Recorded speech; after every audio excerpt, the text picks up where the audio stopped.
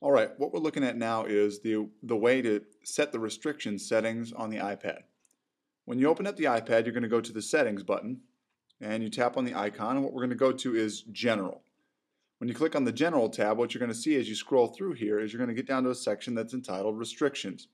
When you tap on the restrictions, it's by default off.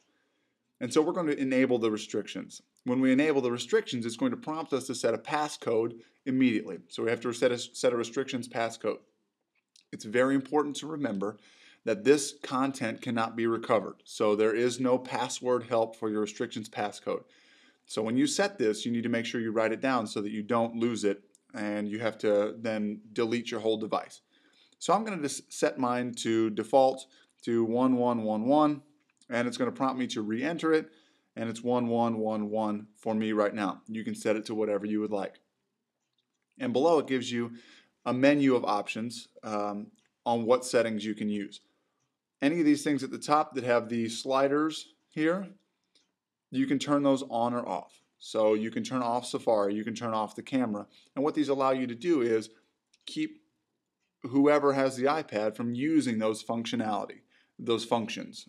And so if you have that you don't want them to be able to delete any apps, you can turn that off so they can't delete apps anymore.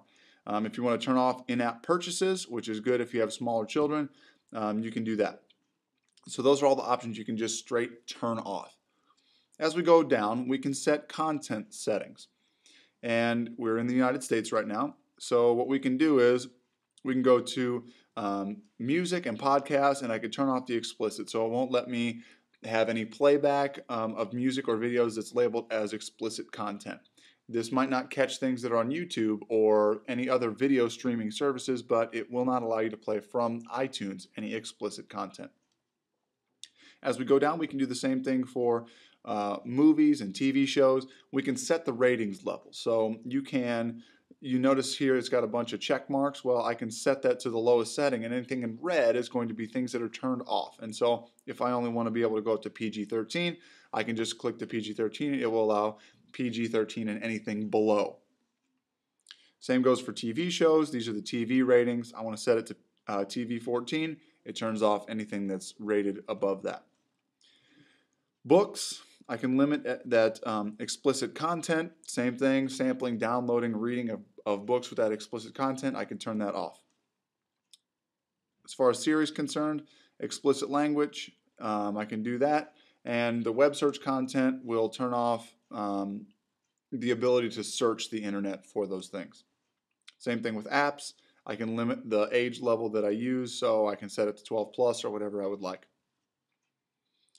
If I go down here to privacy, the privacy settings are for different things like sharing. So if I want to do location services, I can turn off the location services for various services, and I can make sure that it can't do the tracking my information. Turn off the microphone photos.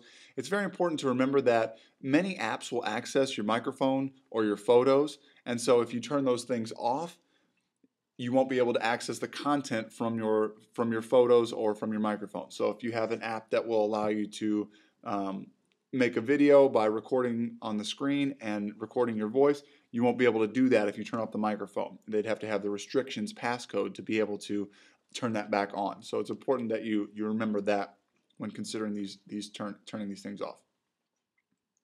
Allowing changes. This is an important one.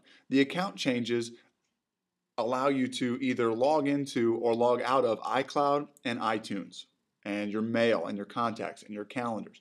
And so if you're logged into a certain iTunes account and you don't want them to be able to change it to log into a separate account, you can turn off and not allow changes.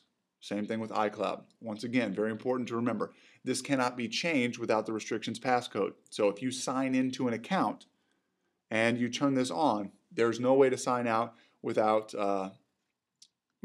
having the restrictions passcode. So you'll notice when I didn't allow changes over there on the left, this iCloud and messages and FaceTime has turned off. It will not allow me to. So if I click back into iCloud here, it won't let me. I'm trying to tap iCloud. It won't let me go in there and change anything. But if I allow changes, you'll notice that it turns back on because it will allow me changes now. So if you're not logged into iCloud or iMessage or FaceTime beforehand, then you won't be able to log in without that restrictions passcode. Same thing for the volume limit. If you don't allow changes, it'll automatically set that volume limit there. Multiplayer games you can turn off and adding friends. So that's a basic rundown of the restrictions you can turn on. So let's say, for example, you close out of this and you've got your restrictions passcode set and you want to go back in and someone tries to change things. So let's say you want to go in and turn off the restrictions. So you'll notice it's on right now. So if I go in here, it's going to prompt me to enter that before I can make any changes. So knowing that mine is 1111, I can turn that on and open it up. And then I can make my changes. I am going to disable my restrictions passcode right now so that I can go out and now there are no changes made. So that's a basic rundown of the restrictions passcode and how it works.